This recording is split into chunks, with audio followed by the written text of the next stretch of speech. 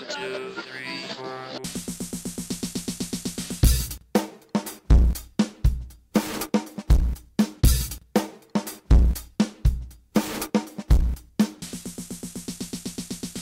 Welcome to CAV-TV Campus News. I'm Nancy Kamal. And I'm Bo Endine. Before we get started, let's go to Clifton Diaz and Jolicia Swin for a look on what's going on around the world. Condolences go out to the families involved in the West Virginia mine tragedy. On March 30th, Performance Coal Company's mine was cited for violating ventilation standards. On March 25th, federal inspectors found too much drill dust. 2 days earlier, the mine was issued 3 citations related to ventilation and air quantity. The mine was cited for ventilation violations on March 17th as well. The Mont Coal mine was a dangerous place long before Monday's disaster. Collapsing sidewalls have caused 3 roof falls since November. The mine explosion killed 25 people in the country's deadliest underground disaster in a quarter century. A day after the blast in southern West Virginia, desperate rescuers began pouring into the mines in hopes of releasing poisonous gases so crews could go in search of the men. Officials said the missing miners may have been able to reach airtight chambers stocked with food, water, and enough oxygen for 4 days. But rescue teams checked one of the 2 chambers nearby, and it was empty.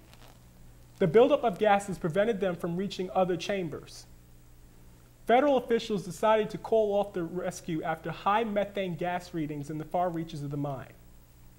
11 bodies have been recovered and identified, but the other 14 have not. Names were not released.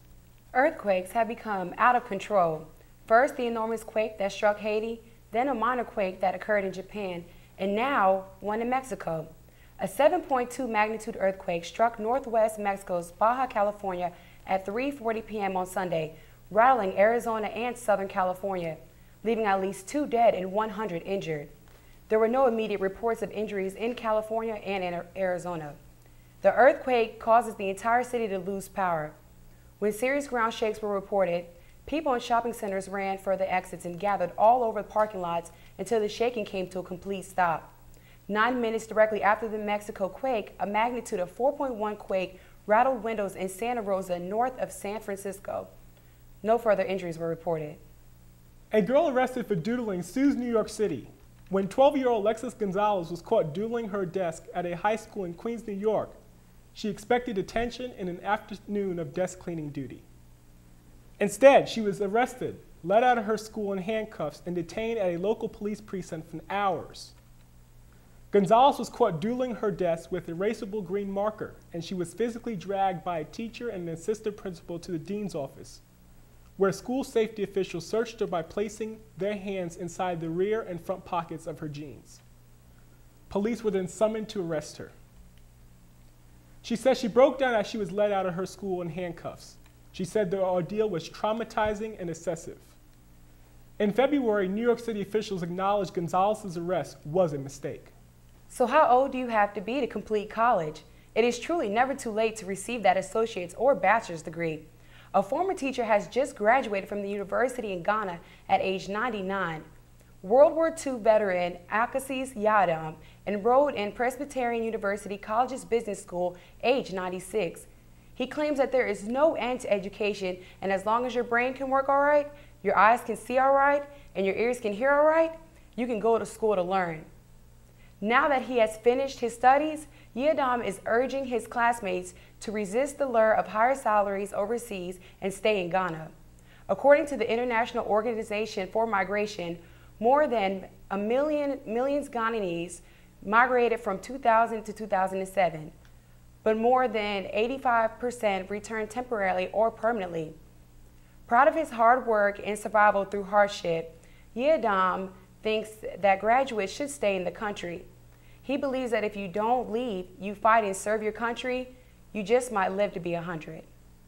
Apple said Monday that it delivered more than 300,000 iPads on its opening day, meeting expectations of some experts while underscoring the challenges the company still faces marketing the iPad to non-traditional users. Experts say the total seemed modest given the weeks of hype about the revolutionary nature of Apple's new touchscreen tablet device. In addition, the figures included pre-orders that were picked up or delivered Saturdays and iPads sent to retail stores such as Best Buy, but not necessarily purchased. Apple did not say how many went to such stores.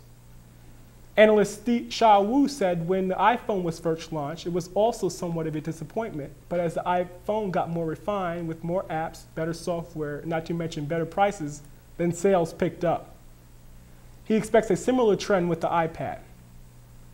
The Apple iPad has grabbed the attention of mainstream consumers when technology which consists of smartphones, laptop, e-readers, and home broadband connections appear to be a largely similar dominant trend. When is this recession going to end?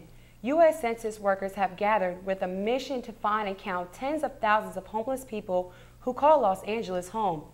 Christina Coffey, one of the census workers, will be helping the homeless men and women living on Skid Row and in shelters to fill out their census forms. The nation's unemployment rate still stands at 9.7% after some modest jobs gains this year. The economy shed 8.4 million jobs from March 2008 to April 2009. It has actually been a boon to the people responsible for compiling the 2010 census. The U.S. Census Bureau is hiring 1.2 million people to gather information for its once-a-decade headcount of the U.S. population, even though these jobs only last a few weeks. And another 7.7 magnitude earthquake rattled Indonesia's Sumatra Island on Tuesday. The Pacific Tsunami Warning Center was on alert, saying a small tsunami could hit coast within 60 miles of the quake's epicenter, but lifted it after the tidal wave appeared unlikely. A Nias resident of Indonesia said they ran away on motorbikes and cars or by climbing the hills. There was panic and chaos everywhere, but I don't see serious damage or injuries in my village. 22 people were wounded in Indonesia's quake, but no deaths have been reported. The quake lasted about 4 minutes and caused power outages and light damage to at least 200 buildings. Indonesia sits in the Pacific Ring of Fire, one of the world's most active areas for volcanoes and earthquakes. In September, another quake off Sumatra, Indonesia, killed more than 1,000 people. How about the boy who was engaged in a bitter custody battle between the United States and Cuba? Remember him? Elian Gonzalez, now 16, serious looking, sporting a closely cropped haircut, wearing an olive green military school uniform with red shoulder patches, as he attends a young communist union meeting in Cuba, all grown up. That's it for CAV-TV Global News. I'm Clifton Diaz. And I'm Jalecia Swint. Thanks for watching. Let's go back to Bo and Nancy for Campus News.